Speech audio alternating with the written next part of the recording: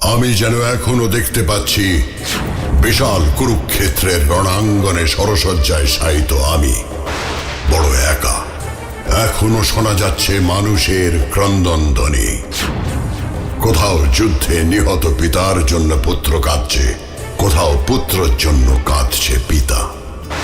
মানুষের এত দুঃখ, এত কষ্ট যেন আজও আমাকে বেদনা ক্লিষ্ট করে তোলে। এই যুদ্ধই রোধ করতে চেয়েছিলাম আমি, কিন্তু পারিনি। দুর্যোধনের লোভ আর ধৃতরাষ্ট্রের অন্ধপুত্র স্নেহই যেন কাল নাগিনীর মতন আষ্টে পৃষ্ঠে ধরেছে আমাদের হস্তিনাপুর সহ গোটা দেশকে। কিন্তু আমি তখনও জানতাম সত্য একদিন বিজয়ী হবে। এই ঘন কালো রাতের মতন সেও একদিন কেটে যাবে, আবার সূর্য উঠবে, আবার প্রতিষ্ঠিত হবে ন্যায় ও সত্যের ধর্মরাজ্য।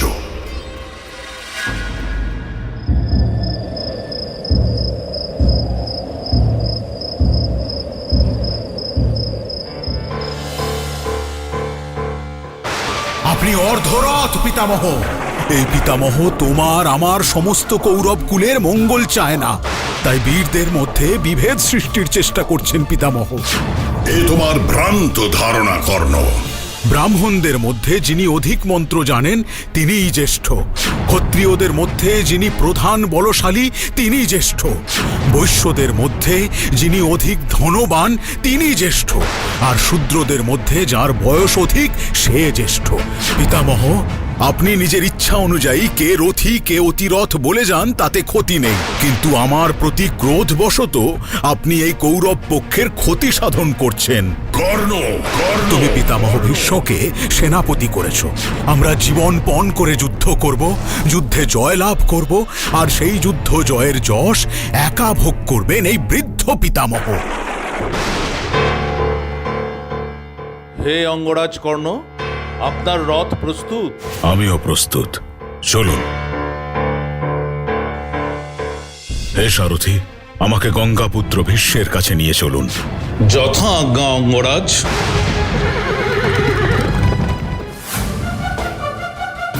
কর্ণ, কর্ণ!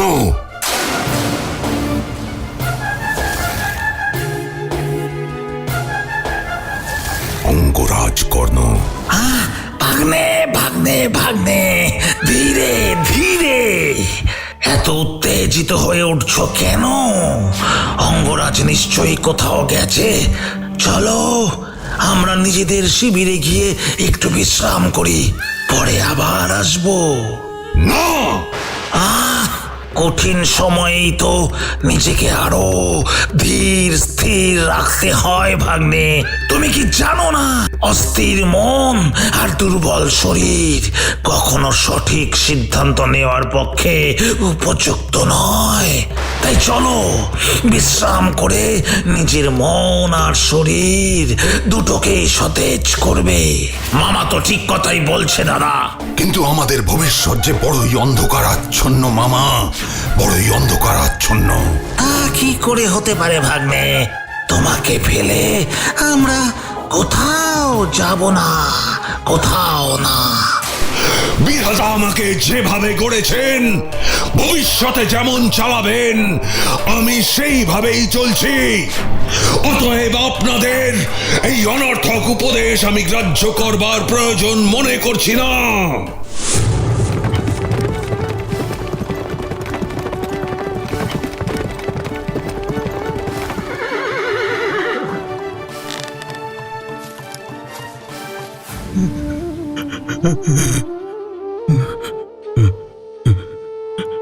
কে? আমাকে ক্ষমা করুন পিতামহ, আমাকে ক্ষমা করুন। অঙ্গরাজ কর্ণ তুমি? কিন্তু তোমার চোখে জল কেন? কি হয়েছে তোমার বৎস? বিবেক দংশনে আমার হৃদয় আজ ক্ষতবিক্ষত পিতামহ। অজ্ঞানের ন্যায় আপনাকে আমি অনেক কটু কথা বলেছি। সে তো আমিও তোমাকে অনেক দোষারোপ করেছি। কিন্তু আমি কি দোষ করেছি পিতামহ? হে অঙ্গরাজ, আমার সাথে রূঢ়ভাবে কথা বলেছ। তুমি আমার অপ্রিয় হওনি, বরং কারণে পাণ্ডবদের প্রতি তোমার ক্রোধ ও দুর্যোধনের প্রতি তোমার অন্ধ সমর্থন আমাকে তোমার প্রতি রুষ্ট করেছে। যে দুর্যোধন আমাকে ভালোবাসা দিয়ে বুকে টেনে নিল, আমাকে মান সম্মান বৈভব প্রতিপত্তি রাজত্ব সব দিল, তাকে আমি সমর্থন করব না? তা কি করে সম্ভব পিতামহ? কি করে সম্ভব? কে ওই কর্ণ? কোন বংশে জন্ম তোমার? কে তোমার পিতা মাতা? গুরু পরশুরামের শিষ্য আমি, ক্ষত্রিয় সমশিক্ষা লাভ করেছি আমি। গুরু পরশুরামের শিক্ষা যে লাভ করেছে তার বীরত্ব সম্পর্কে সন্দেহ থাকে না, কিন্তু কুল পরিচয় সম্পর্কে যে প্রশ্ন কৃপাচার্য করেছেন তার উত্তর দাও। ক্ষমা করবেন পিতামহ, একজন প্রকৃত বীরকে এভাবে কথার জালে আবদ্ধ করা কোনো ক্ষত্রিয় রীতি হতে পারে না। এই মুহূর্ত থেকে অঙ্গরাজ্যের রাজা কর্ণ। হে বন্ধু, তোমার এই দান আমি কোনোদিন ভুলব না। আমি প্রতিজ্ঞা করলাম সারা জীবন আমি তোমার পাশে থাকব। ভুলে যেও না কর্ণ, তুমি রাধার পুত্র রাধেও নও, তুমি কুন্তি পুত্র। তোমার পিতা অধিরথ নন, তোমার পিতা স্বয়ং সূর্যদেব। আমি তোমায় বরদান করলাম, তুমি এক পুত্র সন্তানের জননী হবে।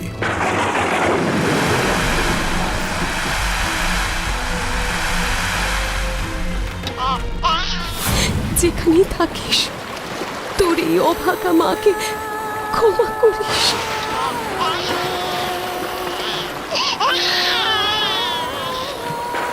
আমার এই জন্ম পরিচয় আপনিও জানেন পিতামহ? বৎস, স্বয়ং দেবর্ষি নারদের নিকট আমি এই কথা শ্রবণ করেছি, আর তাই নীতিহীন ঈর্ষা পরায়ণ দুর্যোধনের প্রতি তোমার এই অন্ধ আনুগত্য আমাকে বড় ব্যথা দিয়েছে। মনে রেখো, ন্যায়ের পথে আনার জন্যই আমি তোমাকে বহুবার রুক্ষ কথা বলেছি, কিন্তু সত্য বলছি, তোমার প্রতি আমার দ্বেষ নেই। কিন্তু তুমি যদি আজ না আসতে তাহলে আমি অবশ্যই রুষ্ট হতাম অঙ্গরাজ। তোমার অতুলনীয় বীরত্ব, বেদনিষ্ঠা ও দানের বিষয়ে আমি জানি অস্ত্র প্রয়োগে তুমি বাসুদেব কৃষ্ণের তুল্য। কিন্তু এসব সত্ত্বেও আমি কি আমার প্রাপ্য সম্মান পেলাম পিতামহ? তোমার প্রাপ্য সম্মান তুমি পাবে অঙ্গরাজ, কিন্তু দুরাচারী দুর্যোধনের কাছে নয়, পাবে ধর্মরাজ যুধিষ্ঠিরের কাছে। পাণ্ডবরা তোমার ভ্রাতা, তুমি তাদের সাথে মিলিত হও। কিন্তু সেই মিলন যে আর এই জীবনে সম্ভব নয় পিতামহ। অর্জুন আর আমি যে পরস্পরের ঘোর শত্রু। আমার জীবনের একমাত্র লক্ষ্য অর্জুনকে পরাজিত করা।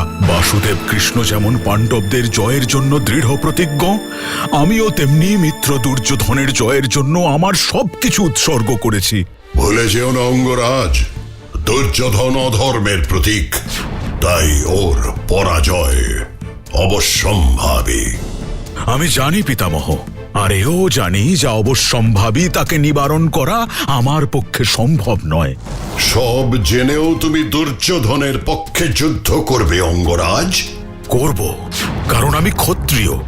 যুদ্ধে স্বাচ্ছন্দ্য জীবন ধারণের চেয়ে যুদ্ধে নিজের প্রাণ বিসর্জন আমার কাছে অধিক প্রিয়। আমি ক্ষত্রিয় ধর্ম রক্ষা করেই অর্জুনের সঙ্গে যুদ্ধ করব। আমাকে যুদ্ধের অনুমতি দিন।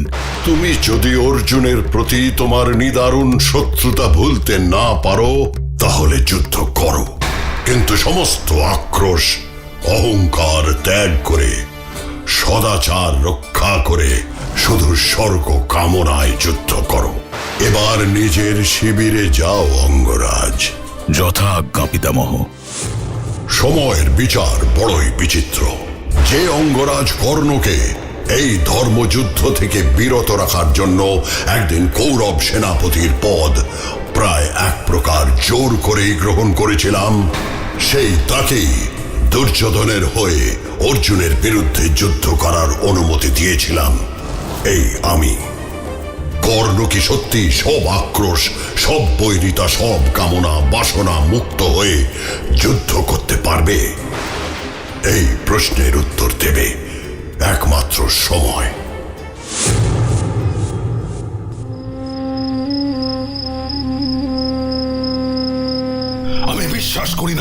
ওই অর্জুনকে যুদ্ধে পরাজিত করা যায় না। হ্যাঁ মিত্র, আমাদের পরাজিত করবে ওই পাণ্ডবেরা। ঠিকই তো বলেছ, কিন্তু এখনই অঙ্গরাজকে সেনাপতি করা কি ঠিক হবে ভাগ্নে? মামা, কেন বারবার এমন কথা বলছো মামা? আমি বলছি তার কারণ আছে ভাগ্নে। তুমি কি ভুলে গেছো ভাগ্নে, সেদিন গঙ্গা পুত্র ভীষ্মকে কর্ণ কি বলতে বাধ্য হয়েছিল? পিতামহ, আপনি নিজের ইচ্ছা অনুযায়ী কে রথী কে অতিরথ বলে যান, তাতে ক্ষতি নেই, কিন্তু আমার প্রতি ক্রোধবশত আপনি এই কৌরব পক্ষের ক্ষতি সাধন করছেন। তুমি ভুলে যাচ্ছ যে তুমি কৌরব পক্ষের সর্বাধিনায়কের সামনে দাঁড়িয়ে কথা বলছো। সর্বাধিনায়ক যে নিজের পক্ষেই ভেদ সৃষ্টির চেষ্টা করে? আপনি আমাদের ভেদ নষ্ট করতে চেষ্টা করছেন। আমি পাণ্ডব সৈন্যকে শেষ করব। শাস্ত্রে বলা আছে বৃদ্ধের কথা শুনবে, কিন্তু তাও অতি বৃদ্ধের কথা নয়। কারণ অতি বৃদ্ধেরা আবার বালক হয়ে যায়। দুর্যোধন মিত্র, তুমি পিতামহ ভীষ্মকে সেনাপতি করেছ।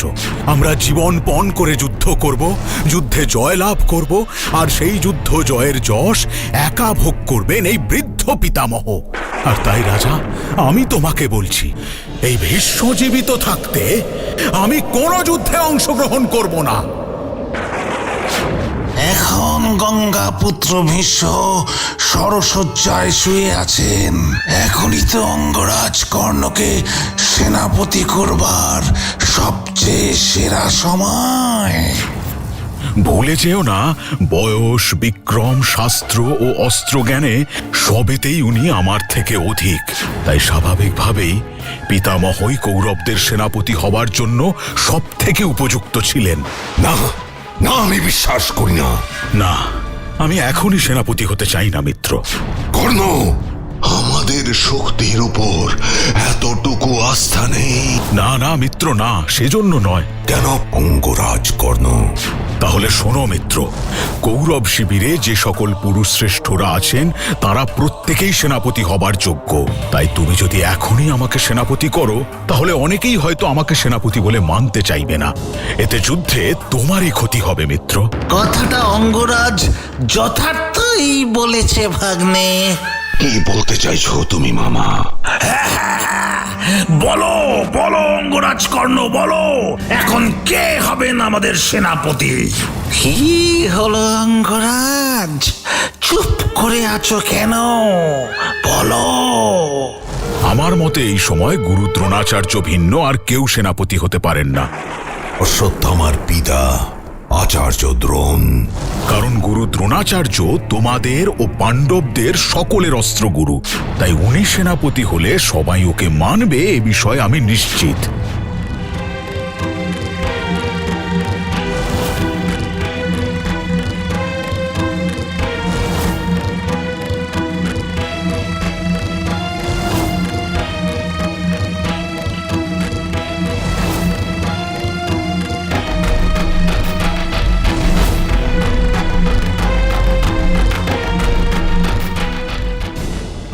কিন্তু তুমি কি জানো না মিত্র, পিতামহ ভীষ্মের ন্যায় গুরু দ্রোণাচার্য সর্বদা পাণ্ডবদেরই মঙ্গল চান।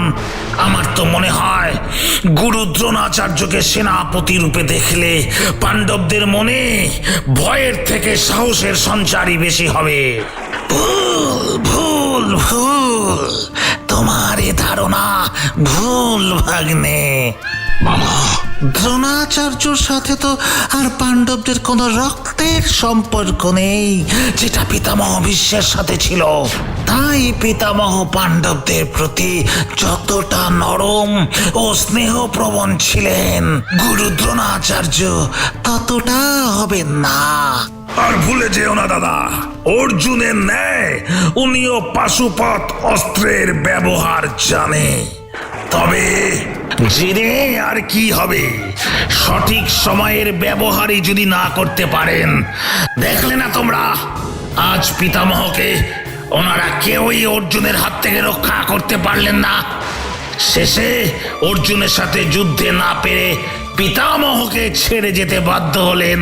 দুঃশাসন, ভাগ্নে ভাগ্নে, যেটা হয়ে গেছে সেটা ভুলে এখন আমাদের সামনের দিকে তাকাতে হবে ভাগ্নে, সামনের দিকে। মামা, আমি থাকতে ভেঙে পড়ো না দুর্যোধন।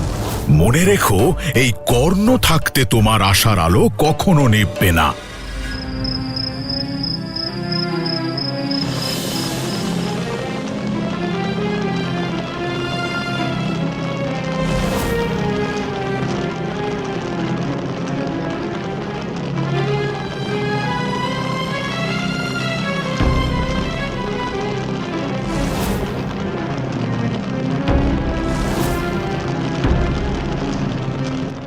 হে আমার বীর দাদারা, এইভাবে আর কতক্ষণ শোকাচ্ছন্ন হয়ে থাকবে তোমরা? ভুলে যেও না, আমাদের শত্রু দুর্যোধন চুপ করে বসে নেই। আগামী দিনের যুদ্ধের জন্য ওরা প্রস্তুত হচ্ছে, তাই আমাদেরকেও যুদ্ধের জন্য প্রস্তুত হতে হবে। ভুলে যেও না, ধর্মরাজ্যের স্থাপনা না করে আমরা লক্ষ্যভ্রষ্ট হতে পারি না। শুধু পিতামহ ভীষ্মের ষড়সজ্জার কথা ভেবে আমরা মাতা কুন্তির কষ্টকেও ভুলতে পারি না। আমরা ভুলে যেতে পারি না ভরা কৌরব রাজসভায় পাঞ্চালীর সেই চরম অপমানের কথা। হে ভীম দাদা, তুমি কি ভুলে গেলে পাঞ্চালীর অপমান দেখে তুমি কি প্রতিজ্ঞা করেছিলে? তাই এ আমাদের শোকের সময় নয়, এ আমাদের প্রতিশোধের সময়। তোমরা ওঠো, ভুলে যেও না আমরা ক্ষত্রিয়। ওঠো ওঠো তোমরা, আর আগামী দিনের যুদ্ধের জন্য নিজেদের মনকে প্রস্তুত করো।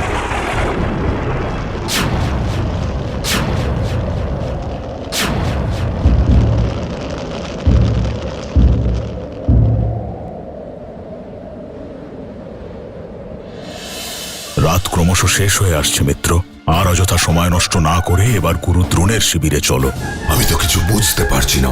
আমি জানি আমাদের কথায় গুরু দ্রোণাচার্য সেনাপতি হতে রাজি হবেন না। কেন? বাহ, আমরা হস্তিনাপুরের রাজা না যুবরাজ যে আমাদের কথায় উনি রাজি হবেন? গান্ধাররাজ যথার্থই বলেছেন মিত্র, এ কার্য তোমাকেই সম্পন্ন করতে হবে। কর্ণ! সাবাস ভাগ্নে, সাবাস।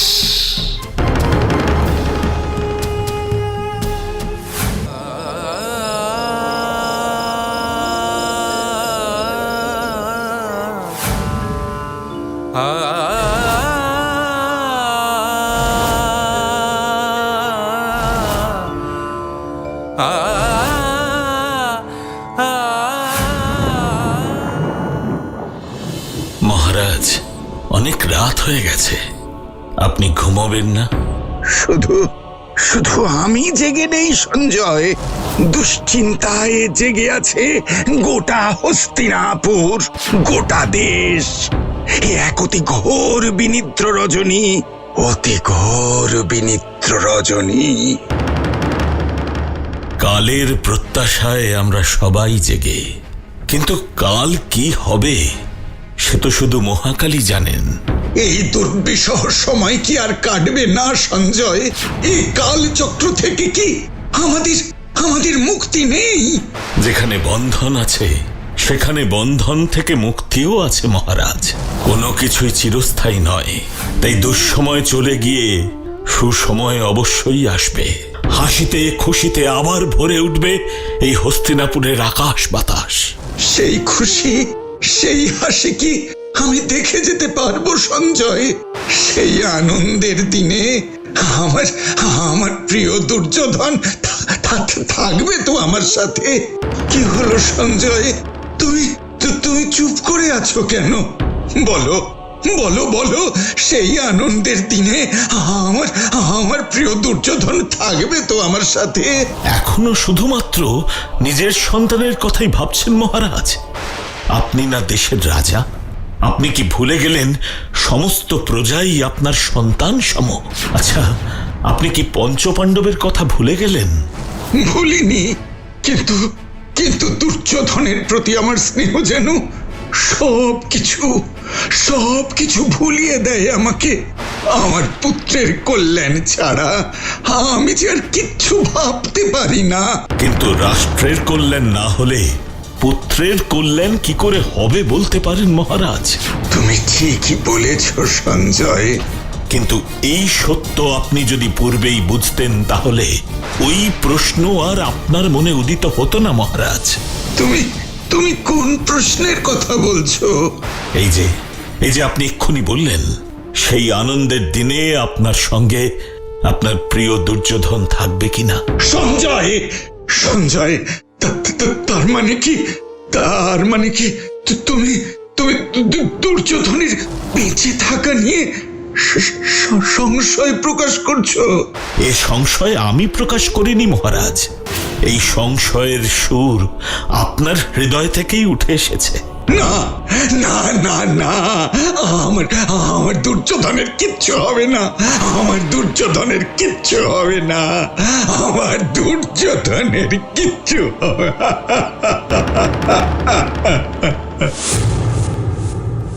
সেদিন মহারাজ ধৃতরাষ্ট্রের ক্রন্দনধ্বনি স্পর্শ করেছিল আমার হৃদয়কেও। আমার হৃদয়ও সেদিন কেঁদে উঠেছিল এক পিতার অসহায় আর্তনাদে। কিন্তু আর যে কিছুই করার নেই, এই কান্নাই এখন ওর ভবিতব্য। হিংসার যে আগুন অনেক আগেই নেভানো যেত, সেই আগুনেই আজ ধ্বংসের মুখে দাঁড়িয়ে স্বয়ং হস্তিনাপুরের মহারাজ ধৃতরাষ্ট্র ও যুবরাজ দুর্যোধন। সত্যি কি ধ্বংস হয়ে যাবে হস্তিনাপুরের রাজ পরিবার, যাকে এতদিন সব বিপদ থেকে রক্ষা করে এসেছি আমি?